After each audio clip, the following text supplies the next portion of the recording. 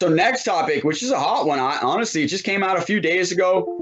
Jalen Rose is claiming that he's going to be breaking this story over the next week or so about LaMelo getting bluffed out by the Warriors with the number 2 pick, where they claimed they told him they were going to draft him with that number 2 pick, and then they ended up taking James Wiseman instead.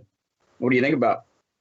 Yeah, in the NBA draft especially, there always seems to be these, promises to players. Like a team will say, if you're still there at 7, we promise that we're gonna take you. If you're a team, why would you ever do that? Especially in the draft where things change rapidly. There's trades. Even at the top of the draft, you might think one team's gonna select one player and then they go in a different direction.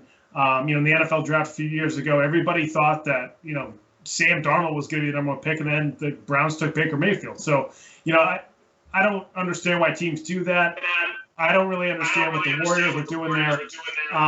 I think that it made sense that they drafted Wiseman because the Warriors have, so much perimeter depth and so many good guys in the perimeter that they need a big man. They don't know what's going to happen with Draymond over the next year or two. So I thought it made sense that they took Wiseman. LaMelo's been great in his rookie season. He's probably going to be Rookie of the Year. But I kind of don't see the fit with the Warriors. Now, if you're the Warriors, you can kind of fit anybody into your system, and especially with Klay Thompson out this year, I could see LaMelo playing well with them, but I just don't understand kind of the point of promising a player that you're going to draft them in the draft, unless you have the number 1 pick, No, I agree, and I think, like you said, it happens a lot often than we realize, where they're kind of communicating with these players before, saying, "Hey, like you said, if you're there, we're going to take you." But then, the board, like you said, opens up. So I agree with you. And apparently Golden State's board changed fairly quick after that number 1 pick.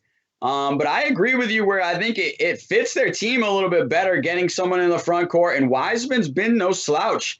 He's been playing really good. He's been under the wing of Draymond Green and really developing this year. So I don't think it's a bad pick by them.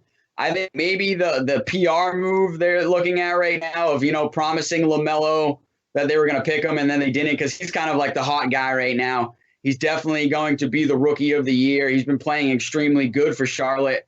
But I think this is one of those things where I think both teams got what they needed. I think the Charlotte Hornets got a superstar that they've been searching for. And I think, like you said, I think the Warriors got a front court presence that they've really needed. But I'm not going to lie. I think I would have been excited to see, especially once Klay got healthy, seeing Klay, Steph, and LaMelo all on one court at the same time. That would really be, as a fan, that would be exciting basketball. And we've seen teams win with small ball. That Houston Rockets team did just fine playing small ball over the last few years. So it's possible. It just depends on the talent that you kind of put together. But yeah, I think you're right. I think both teams got it. And I think the pick for Wiseman, I think, was the right pick for Golden State.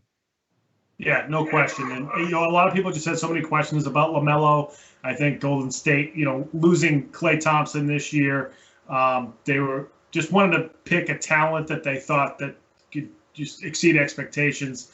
There were questions about LaMelo and how he would fit with different teams. So I totally understand why they went with Wiseman there.